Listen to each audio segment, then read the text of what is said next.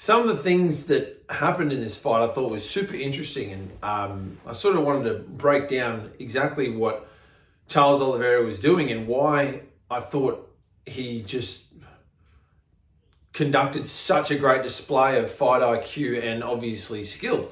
For starters, a lot of the fight he spent throwing up kicks, like front kicks up the center and also knees up the center, which I thought was a perfect strategy on a guy like Gaethje, because Gaethje does like to walk forward, but not only that, he likes to lean forward. When he defends, he leans in, has his hands up very high, covering with a really high guard, and the elbows sort of come up, exposing his midsection.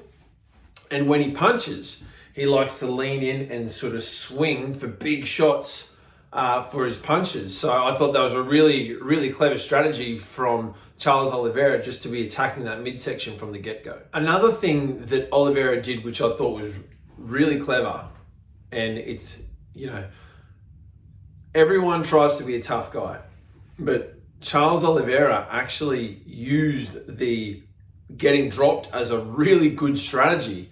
And it comes off the back of obviously his ability to play guard and be super effective off his back. So he's not afraid of going down. He's not afraid of Gaethje coming on top of him. But whenever he got hit and whenever he got hurt, he just simply dropped. He didn't even bother trying to stay on his feet or fight a takedown or anything like that. He got hit and he just almost like, I'll take this opportunity to pull guard and come down with me if you dare, I thought it was a really, really interesting strategy. And a very smart one. And Gaethje obviously never followed him down. One point, Charles Oliveira even jumps guard, puts this sort of like underhook with a gable grip across the back of Gaethje's head, and jumps guard and pulls him down, and Gaethje immediately gets back up. Which is, on another point, should that be considered a takedown? Because Oliveira managed to get Gaethje down to the ground against his will. Now, if I'm a betting man, I'm not exactly sure how the judges score that. I'm a betting man. I would say that they would not consider that a takedown. But food for thought, maybe it should be considered a takedown because Gaethje did not want to go down and Charles managed to get him down there. A lot of Charles's ability to control the fight really did stem from his skill set off his back. Like I said, there's the dropping factor. One time he got dropped, one time he got hurt a little bit. He lay down. By the time the ref comes in, tells him to stand up, he gets back up. A whole 12 seconds has passed before they've re-engaged again. So that gives him, obviously a really good ability to recover. One thing I thought that Gaethje actually did do really well, and no surprises, was throwing those calf kicks. And like I said, no surprise, he always throws calf kicks and they always play a factor. And I think they would have played a bigger factor had the fight gone on for longer, because the way Oliveira was checking was he wasn't using his shin. He was lifting the leg, trying to take the impact off the leg kick, trying to sort of lessen the blow, but he wasn't blocking them. Now, actually, it's funny, I did see Israel actually mention this in a video. Israel Adesanya mentioned it in a video last week or something. But he said that Oliveira checks, but he doesn't check it with the shin bone. He checks it with the calf, which is what's happening in this fight. You can see him, he sort of picks it up and he has a loose foot and sort of brings the foot back so the power doesn't stop and like a deadening blow on it, but it's sort of as the kick comes, it sort of takes a bit of the edge off, which obviously, like I said, it takes the edge off, but it's not discouraging Gaethje from throwing more kicks. So I do think that would have played a factor had the fight gone on for longer. It's so hard to condition a calf. I tried it once and my leg sort of had the nerve, I think they called the peroneal nerve. It was pretty rubbish for weeks following. I used to get pins and needles in my feet just if I pushed on the spot. And that was just from trying to condition it once. I spent 10 minutes or so, I'm like, geez, that hurts, And we didn't spend a lot of time attacking it. I was training with one of my fighters, Raf, and we did a little bit and we sort of, I might call it there. And it sort of made a mess of my leg for the next couple of weeks, just trying to condition it. So even though those blows weren't full force, I really do think that they would have they would have added up as the fight went on. Something else I found really interesting was when Charles knocked Gaethje down, when he finally got him down, he didn't bother trying to jump on mount.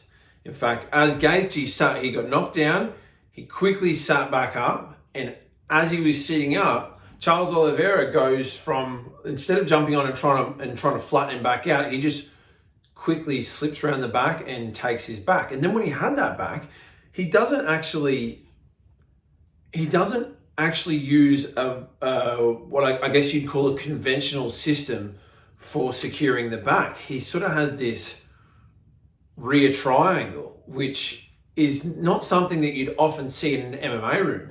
It's something you'd more see in a jiu-jitsu mat. Like in a jiu-jitsu class, you'd see that system, but in MMA, not as much. Like lately, we've been seeing a lot of the body triangle, and that's been really becoming a popular form of controlling your opponent when you've got their back. But that system there is not something you see a lot, like with one leg controlling across the shoulder and under the armpit and the triangle from the back. So with that position, I think Gaethje sort of gave him different problems that he may not have been as used to solving. So he didn't have an immediate escape plan of a way to get out of that. And sort of while he's sort of stuck there for a bit, Charles is throwing some strikes down, some elbows down on him. And while he tries to escape, Charles Oliveira quickly slips straight into that rear body triangle, straight away sinks the choke in, and ultimately finishes the fight. So I thought that was just such a great strategy to not go with something so conventional. And again, that just comes from like such a higher level of jiu-jitsu. Just being able to slip into that position and be, with one of the greatest fighters in the world and be confident that you can hold him there in a position that, like I said, is not a really conventional position for MMA. So unbelievable from Oliveira. Once again, I'm just in awe. From here, for me, going forward, the most interesting matchup for Oliveira is against Islam. Now, I know he called out Conor McGregor afterwards, which to me is the obvious move, because I don't think Conor McGregor is the most dangerous guy in the division, but he definitely is the one who's going to get the most eyes on you. Think about everyone that Conor McGregor has fought. They have pretty much been superstars after fighting Conor. So I think that's a very wise call out. Low risk, high reward. But to me, Islam is the most interesting fight from a grappling perspective. Here you've got one guy who is very happy to be on his back and attacking from his guard. And you've got another guy who's very happy to be on top. So it's like, who wins? My prediction would be, I think, even as I say it, I don't know. I really don't know. I was almost going to say Islam's control, but I really don't know. I think that's such an interesting fight. I really would like to see it happen. But who knows? Let the MMA gods decide how this one plays out. In saying that, maybe Oliveira does deserve the Conor fight and really does deserve such a big payday that's going to set him up for the rest of his life. I have no idea what he's getting paid now, but I imagine that it's nothing like what he'll get paid if he fights Conor. The dangerous thing about Charles, if he did fight Conor, would be, what if Conor won?